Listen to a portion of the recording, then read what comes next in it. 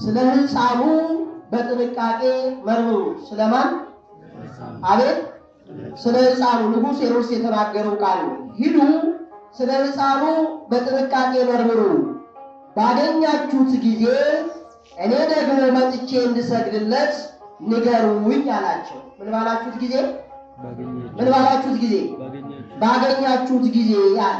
እንግዲህ እዚህ ጋር ንጉሥ ሄሮድስ ይህንን ኃይለ ቃል ስለ ሕፃኑ በጥንቃቄ መርምሩ፣ ስፍራውን፣ ሁኔታውን፣ አካባቢውን እንዴት ባለ ንጉሥ ስለተባለ ንጉሥ የሚለውን ቃል ስለሰማ የሰማይና የምድር ንጉሥ የሆነው ጌታ ዘመን የማይቆጠርለት ዘመን ተቆጥሮለት የ5500 ዘመን ፍዳ ኩነኔን ያስወግድ ዘንድ እንደመጣ ሄሮድስ አልተረዳም ነበርና በሱ ስልት በሱ ጥበብ ይበቀለው፣ ይቃወመው፣ ይገድለው ዘንድ አስቦ ነው። ጥንቃቄ በጌታ ተጨንቆለት አይደለም። ሰንበተ ክርስቲያን ሰንበተ እሁድ በቅድስት ቤተ ክርስቲያን ተገኝተን የአምልኮ ስርዓታችንን እንድንፈጽም እግዚአብሔር ስለፈቀደልን ስለማይነገር ስጦታ ሁሉ እግዚአብሔር ይመስገን። እግዚአብሔር ይመስገን። እግዚአብሔር ይመስገን። የእናታችን የእመቤታችን የቅድስተ ቅዱሳን የንጽሕተ ንጹሐን የእማምላክ ወላዲተ አምላክ ድንግል ማርያም እናታችን ረድኤት በረከቷ ምልጃ ጸሎቷ የእናትነት ፍቅሯ ከኛ አራቀምና ለእማምላክ ወላዲተ አምላክ ድንግል ማርያም እናታችን ክብር ምስጋና ይሁን። ቅዱሳን መላእክት፣ ቅዱሳን ጻድቃን፣ ሰማዕታት በዛሬው ዕለት በቅድስት ቤተ ክርስቲያናችን በዛሬው ቀን የሚታሰቡ የሚዘከሩ ቅዱሳን በሙሉ ይልቁንም በቤታቸው ተሰብስበናልና ሊቀ መላእክት ቅዱስ ሚካኤል፣ ሰማዕቱ ቅዱስ መርቆሬዎስ፣ ቅዱሳን በሙሉ ረድኤት በረከታቸው ምልጃ ጸሎታቸው ከእኛ አራቀምና ለቅዱሳኑ ሁሉ ክብር ምስጋና ይሁን፣ አሜን። ክቡር አባታችን መላከ ጽዮን ቆሞስ አባ ገብረ ጻድቅ ጥበቡ የደብራችን አስተዳዳሪ፣ ክቡር መላከ ኃይል ቀሲስ ልሳነ ወርቅ ገብሬ የደብራችን ዋና ጸሐፊ፣ ክቡራን ሊቃውንተ ቤተ ክርስቲያን፣ ያሬዳውያን መምህራን፣ አይነ እግዚአብሔር ካህናት፣ ወንድሞች ዲያቆናት፣ የእግዚአብሔር ልጆች ምዕመናን፣ አባቶች፣ እናቶች፣ ወንድሞች፣ እህቶች፣ የዋሃን ሕፃናትን ጭምር የእግዚአብሔር ሰላም ከሁላችን ጋር ይሁን። እንደምን ከረማችሁ? እንደምን ሰነበታችሁ? እንደምን አደራችሁ? አሜን። እግዚአብሔር አምላካችን እኛ ከምናውቀውም እኛ ከማናውቀውም ከጠላት አሰራር ይችላልና ሰውሮን፣ ይችላልና ደብቆን፣ ይችላልና አሻግሮን፣ ይችላልና ሸፍኖን እግዚአብሔር አምላካችን ለዛሬዋ ዕለት አድርሶን በቤቱ እንድንገናኝ ፈቅዶልን የከበረ ስሙን ከስም ሁሉ በላይ ታላቅ የሆነ ስሙን ፍጥረታት ሁሉ የተፈጠሩበት የጸኑበት ስሙን ዓለምን የሚገዛበት የሚያስተዳድርበት የሚመራበት ስሙን በፍቅርና በእምነት ሆነን እግዚአብሔር ይመስገን፣ እግዚአብሔር ይመስገን፣ እግዚአብሔር ይመስገን ብለን ማመስገን መጥራት እንድንችል እግዚአብሔር ስለፈቀደልን አመስጋኝ ልቡናንና አንደበትንም ስለሰጠን ስለማይነገር ስጦታ ሁሉ ዳግም እግዚአብሔር ይመስገን፣ እግዚአብሔር ይመስገን፣ እግዚአብሔር ይመስገን።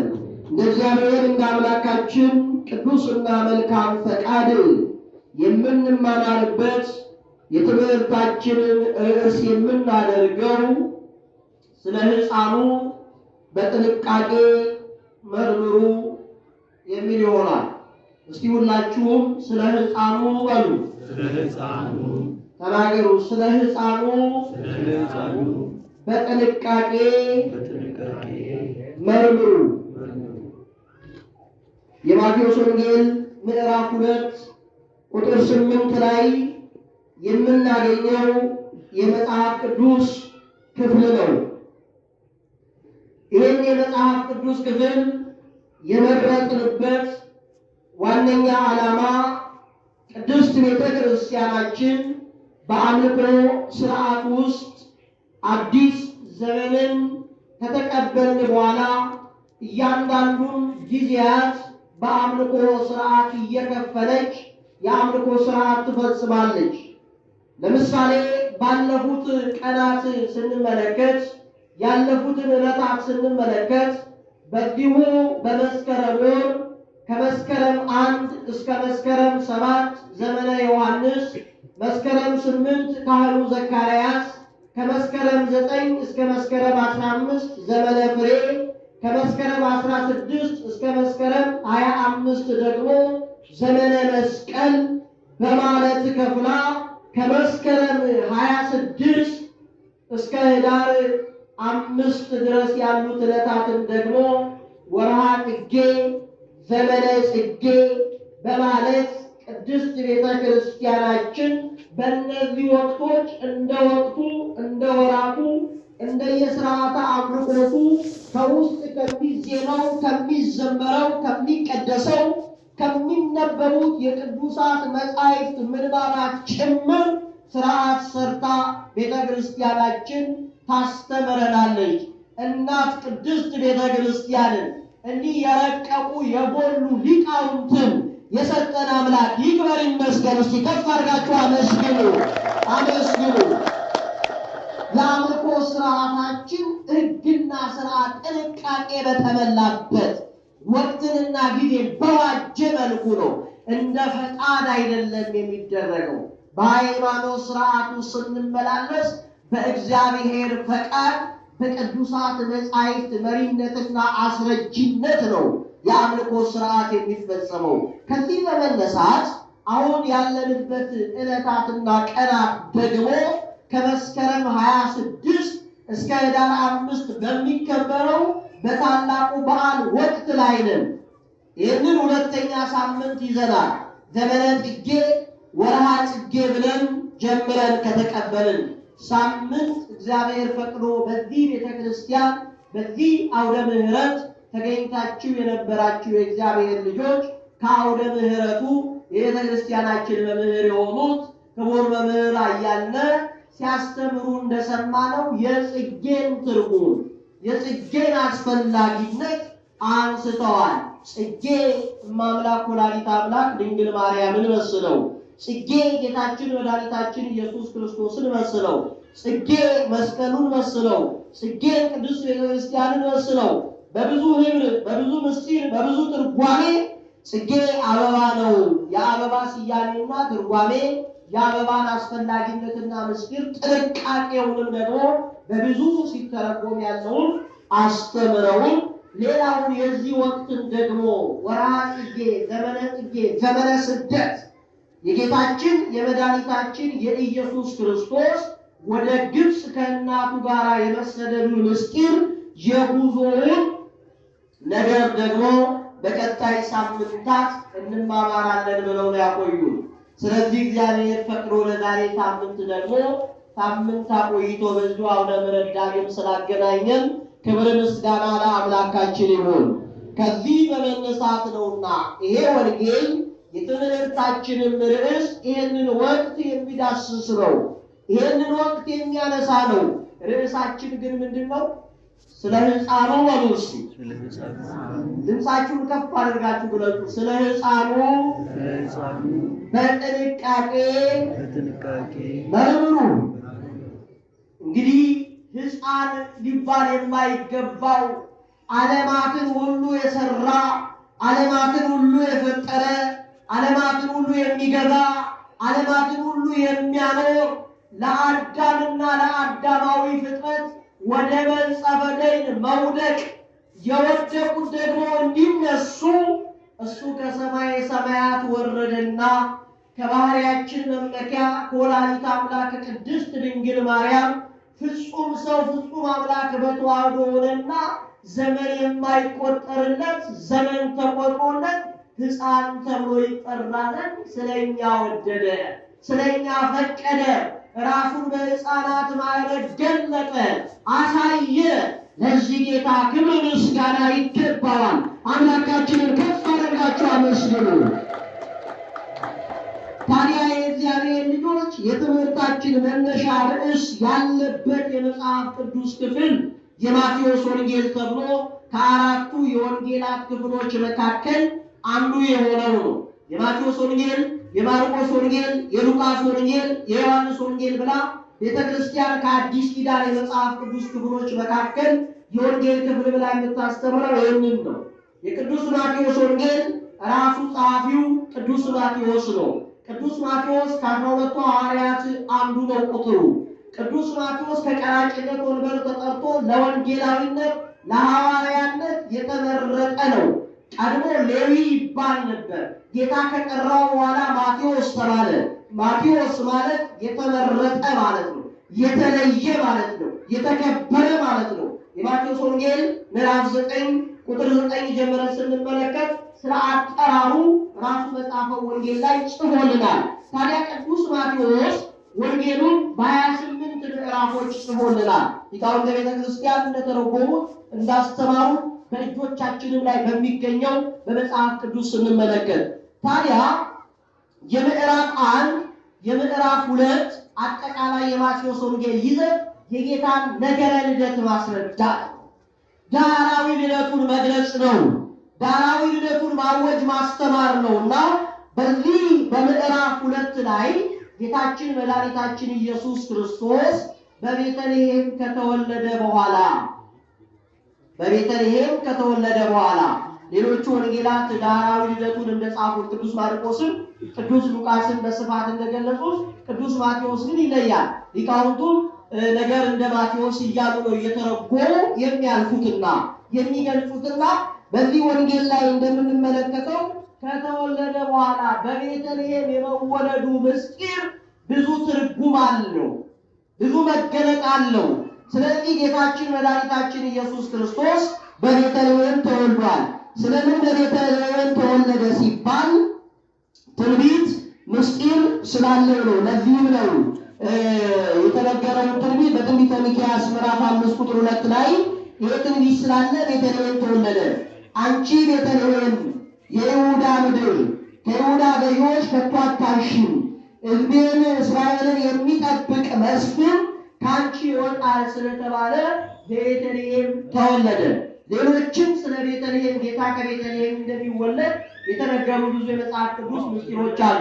ታዲያ ይሄ በሆነ ጊዜ ነው የጌታን መወለድ ዘመኑን ቆጥረው በምስራቅ ኮከቡን አይተው ሰብአ ሰገል የተባሉ የምስራቅ ጠቢባን በአንድነት ወደ ኢየሩሳሌም መጡ።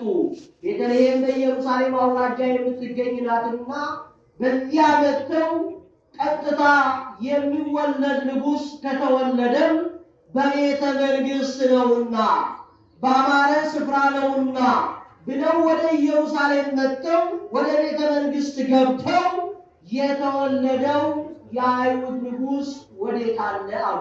እስቲ ሁላችሁም በሉ የተወለደው በሉ የተወለደው የአይሁድ ንጉሥ ወዴት አለ?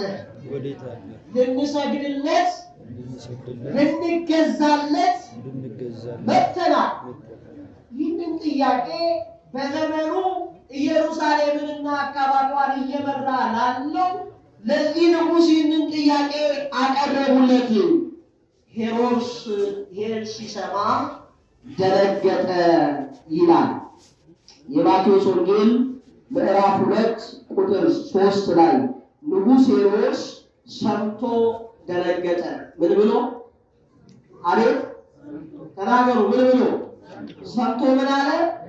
ደነገጠ። ምን የሚለውን ስለሰማ የተወለደው የአይሁድ ንጉሥ ወዴት አለ? እሱ ነው እየመራ የነበረው፣ እሱ ነው እያስተዳደረ የነበረው። የጌታን ንግስና በእሱ ንግስና ነው የሰፈረው የነካው። የዓለም ንጉሥ፣ ዓለምን የሚገዛው፣ ዓለምን የሚመራው፣ ዓለምን የሚያስተዳድረው ሕፃን ሆኖ በበርቅ ልህቀት ጥቂት በጥቂቱ አደገ ተብሎ የተገለጸለት አምላክ የተነገረለት ጌታ የመጣበትን ዓላማ ሄሮድስ አላወቀም ነበርና ንጉስ ሲሾም ንጉስን ሳያሳድደው በንጉስ ላይ መፈንቅለ መንግስት ሳያደርግ አይነግስምና ብሎ ይሄንን ፈርቶ ንጉስ ሄሮድስ በአጠቃላይ በዙሪያ ያሉትን ካህናት አለቆችን፣ ጸሐፎችን፣ ህዝቡን ሁሉ ሰብስቦ ጠየቃቸው። እንዳውም ክርስቶስ ወዴት እንደሚወለድ ጠየቃቸው ብሎ ቅዱስ ማቴዎስ ጽፏል። ማን ተናገሩ? ማን? ክርስቶስ። ክርስቶስ ማለት ንጉስ ማለት ነው። ምን ማለት ነው? አቤት ንጉስ ላለ ማለት ክርስቶስ አለ። ክርስቶስ ማለት ንጉስ ማለት ነው። ስለዚህ የክርስቶስ ወዴት እንደሚወለድ ጠየቃቸው። በዚህ ጊዜ ጸሐፍቱ፣ በዙሪያ ያለው ካህናቱ፣ ህዝቡን አንድ ነገር ነገሩት ይላል። ትንቢት አለ። እሱ በቤተልሔም በኢየሩሳሌም የሚወለድ ሕፃን እንዳለ መጻሕፍት የነቢያት የትንቢት መጻሕፍት ተናግረዋልና ይሄ እውነት ነው መወለዱ አሉት። በመወለዱ አትጠራጠር። ለምን? የተነገረውን ትንቢት ቅድም ያነበብኩላችሁን የትንቢተ ሚክያስ ምዕራፍ 5 ቁጥር 2 ላይ ያለውን ቃል ያንን የነገሩት። ይህንን በነገሩት ሰዓት ከዚያ በኋላ ንጉሥ ሄሮድስ ሰብአ ሰገልን እንዲህ አላቸው። የኮከቡ የታየበትን ዘመን የታየበትን ስፍራ ጠየቃቸው። ከዚያ በኋላ እንዲህ ብሎ ሰብአ ሰገልን ተናገረ። ሂዱ ፍለጋውን ቀጥሉ አላቸው። እግዚአብሔር ልቡን አንጥቶ አፉን ሰፍቶ ሄሮድስን ያናገረውን ኃይለ ቃል እንመለከታለን። የማቴዎስ ወንጌል ምዕራፍ 2 ቁጥር 8 ላይ ሂዱ ስለ ሕፃኑ በጥንቃቄ መርምሩ። ስለማን? አቤት ስለ ሕፃኑ ንጉሥ ሄሮድስ የተናገረው ቃል ነው። ሂዱ ስለ ሕፃኑ በጥንቃቄ መርምሩ፣ ባገኛችሁት ጊዜ እኔ ደግሞ መጥቼ እንድሰግድለት ንገሩኝ አላቸው። ምን ባላችሁት ጊዜ? ባገኛችሁት ጊዜ ያለ። እንግዲህ እዚህ ጋር ንጉሥ ሄሮድስ ይህንን ኃይለ ቃል ስለ ሕፃኑ በጥንቃቄ መርምሩ፣ ስፍራውን፣ ሁኔታውን፣ አካባቢውን እንዴት ባለ? ንጉሥ ስለተባለ ንጉሥ የሚለውን ቃል ስለሰማ የሰማይና የምድር ንጉሥ የሆነው ጌታ ዘመን የማይቆጠርለት ዘመን ተቆጥሮለት የ5500 ዘመን ፍዳ ኩነኔን ያስወግድ ዘንድ እንደመጣ ሄሮድስ አልተረዳም ነበርና በሱ ስልት በሱ ጥበብ ይበቀለው፣ ይቃወመው፣ ይገድለው ዘንድ አስቦ ነው። ጥንቃቄ ለጌታ ተጨንቆለት አይደለም። አዎ ጥንቃቄ የሚገባው አምላክ ሕፃን ሲሆን አምላክ ነው። ሕፃን ሲሆን መድኃኒት ነው። ሕፃን ሲሆን ንጉሥ ነው። ሕፃን ሲሆን የሕዝብ ሁሉ ደስታ ነው። ሕፃን ሲሆን የሕዝብ ሁሉ ሰላም ነው። ሕፃን ሲሆን ዘመናትን ያስቆጠረ የፈጠረ የሰራ ነው። ስለዚህ ጥንቃቄ ለአምላክነቱ ክብር ምስጋና ይግባውና ሊደረግለት ይገባል። ለምን? እንደ ሰዎች አይደለም ንግስናውና በሰዎች ፈቃድና በሰዎች መውደድና መጥላት የሚሾምና የሚሻር አይደለምና የንጉሥ ሄሮድስ አነጋገር መልካም ነው። እሱ ግን የሚናገር የወደደውና የፈቀደው ለራሱ ምቹ እንዲሆንለት ነበረ።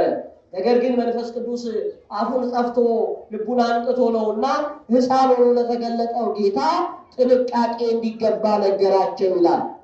ይህን ሰምተው ሰብአ ሰገል ከሱ ወጥተው ጉዟቸውን ጀምረዋል፣ አድርገዋል። ሄደው ወደ ቤተልሔምም ደርሰዋል።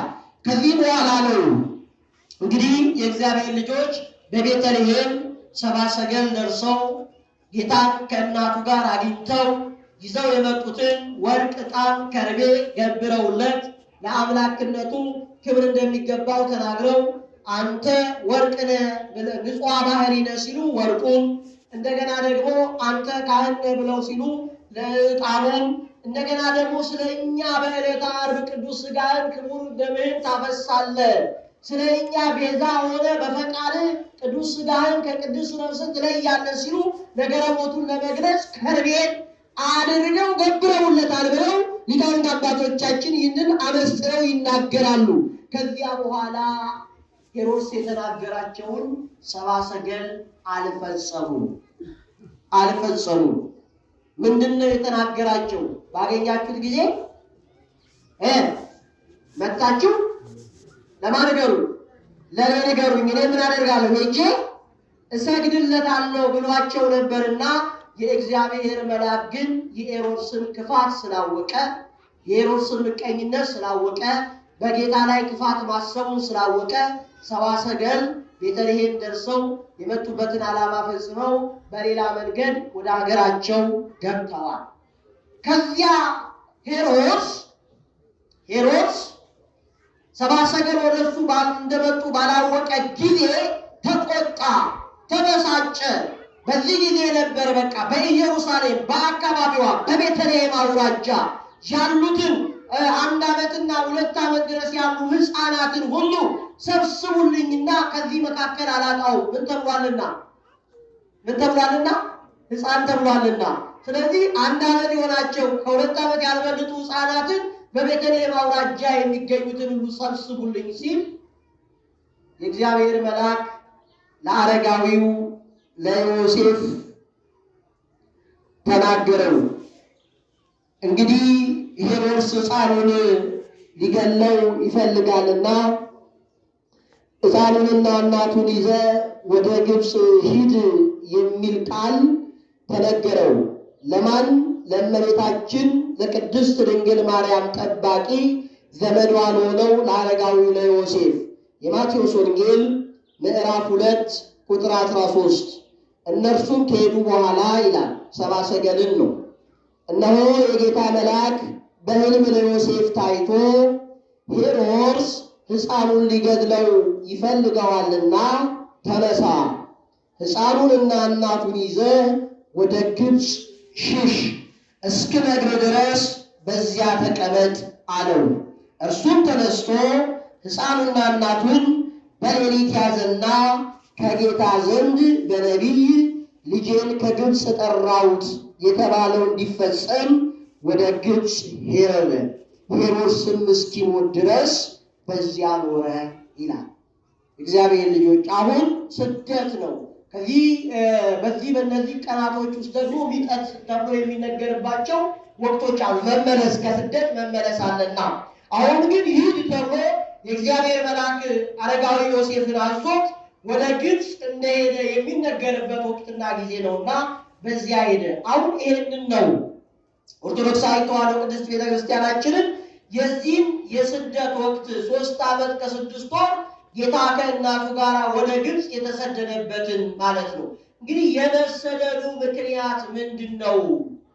የጌታ ወደ ግብፅ መሰደድ ምንድን ነው ብለን ስንመለከት አንዱና ዋነኛው ጌታችን መድኃኒታችን ኢየሱስ ክርስቶስ ፍጹም ሰው ፍጹም አምላክ ሆኖ የተገለጸው ከኃጢአት በቀር ብዙ ነገር ለአርአያነት ነው ያደርግ ያከናውን የነበረውና ጌታ ከቤተልሔም ተነስቶ ወደ ግብፅ ለመሰደድ ይህንን የፈቀደበት ምክንያት እንዲህ ከአንዱ ሀገር መከራ ሲያጸኑባችሁ ወደ ሌላኛው ሀገር ምን በሉ ሽሹ፣ ይሄንን በተግባር ይፈጽም ዘንድ ነው።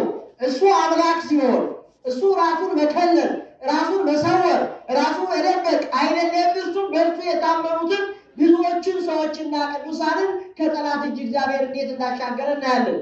አይደለም ሌላ በዚህ በስደት ወቅት ጠላቶች እየተከተሏቸው ሲመጡ ብዙ ተአምራት ተፈጽመዋል።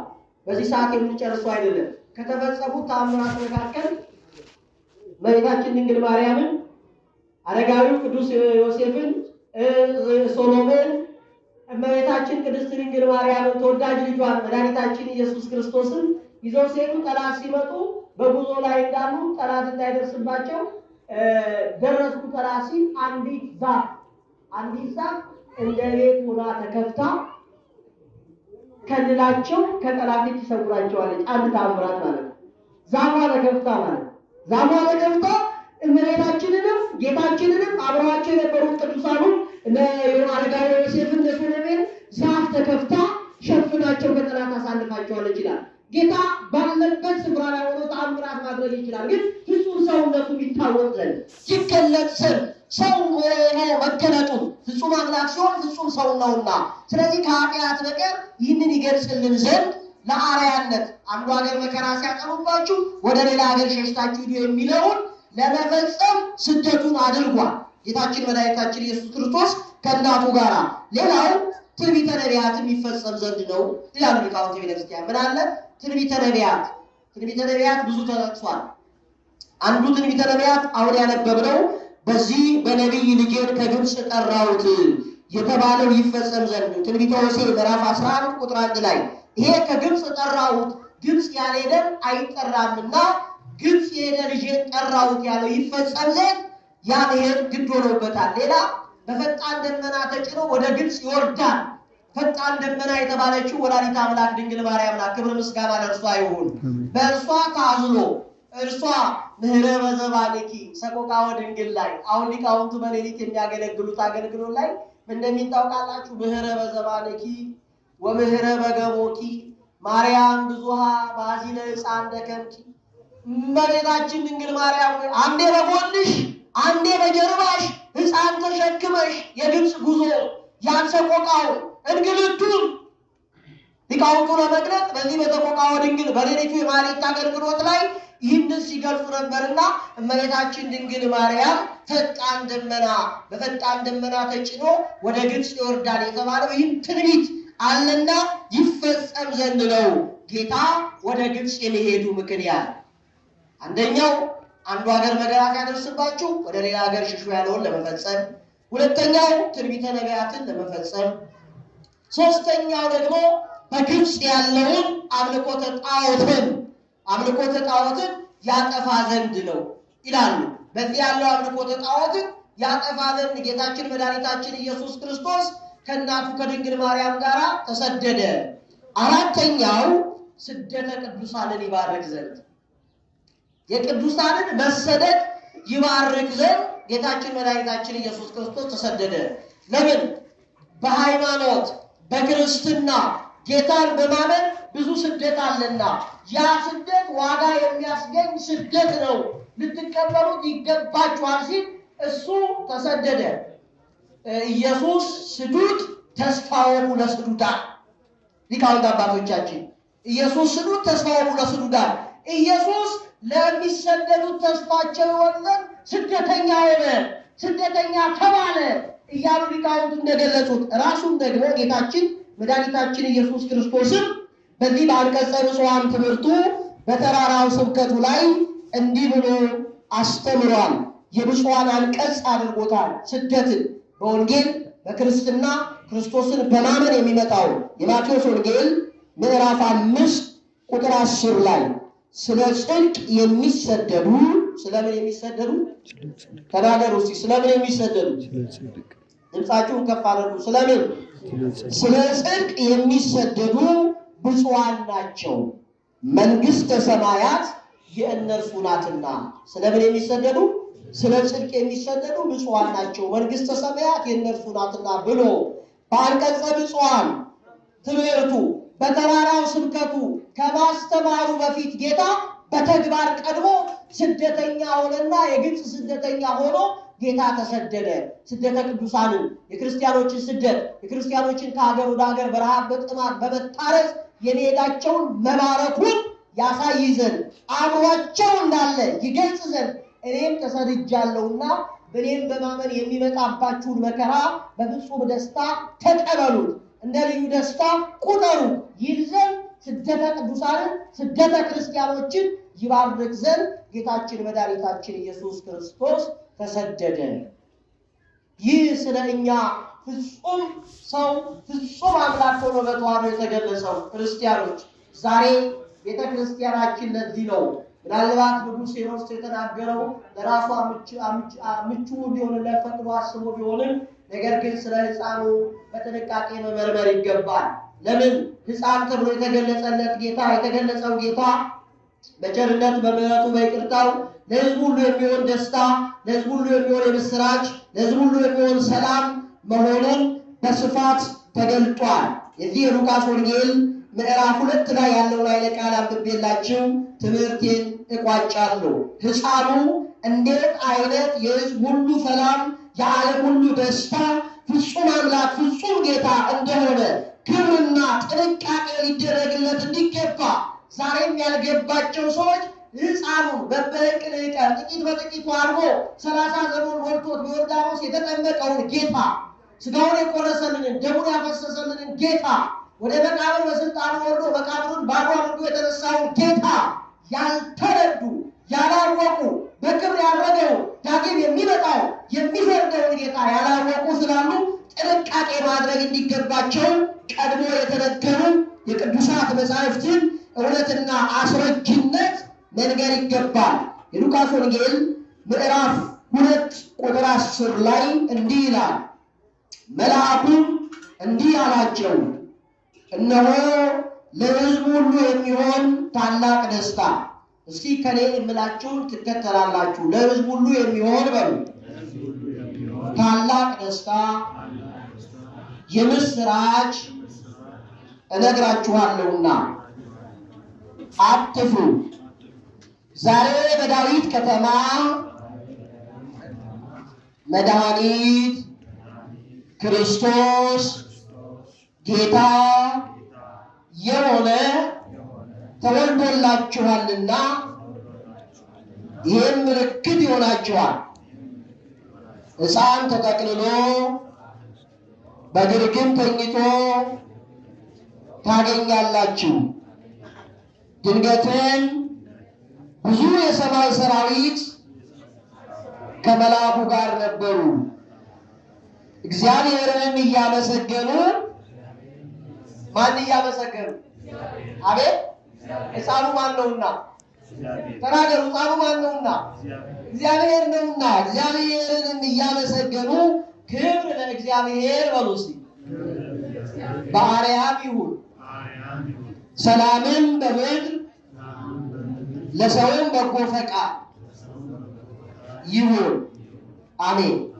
እንግዲህ ይህንን ምስጋና፣ ይህንን ክብር፣ ይህንን ውዳሴ በቤተልሔም ጌታ በተወለደ ሰዓት ለሕፃኑ ታላቅ ክብር ቅዱሳን መላእክት ተናግረዋል።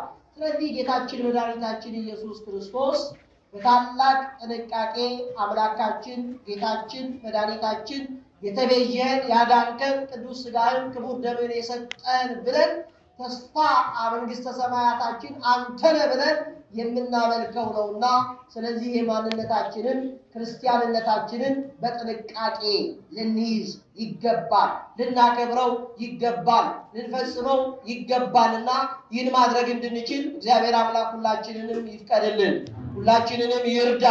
ሌላው እንግዲህ ሳምንታት ስላሉ በስደት ወቅት ጌታ ስለኛ ስደተኛ ሆኖ ድንግል ማርያም ስለኛ ስደተኛ ሆና በግብፅ ጉዟቸው ምንድነው ያገኛቸው? እንዴት ነበረ ጉዞ? እንዴት ነበረ ስደቱ? እንዴት ነበረ እንግልቱ?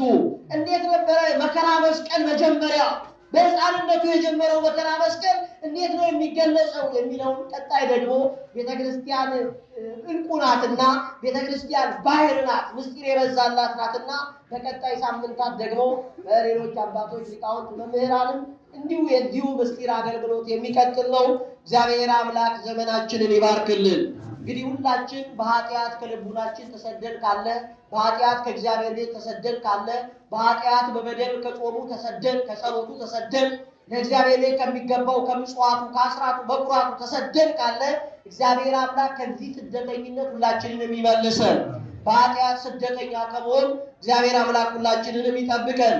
ዘመናችንን መልካም አድርጎ አገራችን ኢትዮጵያን እግዚአብሔር አምላክ በቸርነቱ ባርኮልን መልካም ጊዜ፣ የሰላም ጊዜ፣ የፍቅር ጊዜ፣ የመረዳዳት ጊዜ መጣ ብለን እጆቻችንን ዘርግተን እማምላክ ወላዲተ አምላክ ድንግል ማርያም የአስራት ሀገርሽን በዚህ በስደት ወቅት የተቀበልሻትን ኢትዮጵያ እባክሽን በምልጃሽ ቁሚላት ብለን ለምነን ይህንን እንድናይ እግዚአብሔር አምላክ ለሁላችን ይፍቀድልን። ሁላችን ከኃጢአት ተመልሰን ከበደል ርቀን ወደ ካህናት አባቶቻችን ቀርበን ንስሐ ገብተን ቅዱስ ሥጋውን ክቡር ደሙን በልተን ጠጥተን የርስት መንግሥተ ሰማያት ወራሾች እንድንሆን እግዚአብሔር አምላክ ለሁላችን ይፍቀድልን። ስለ ሕፃኑ ሁላችሁም በሉ፣ ስለ ሕፃኑ በጥንቃቄ መርምሩ። ወስብሐት ለእግዚአብሔር። ይቆየን።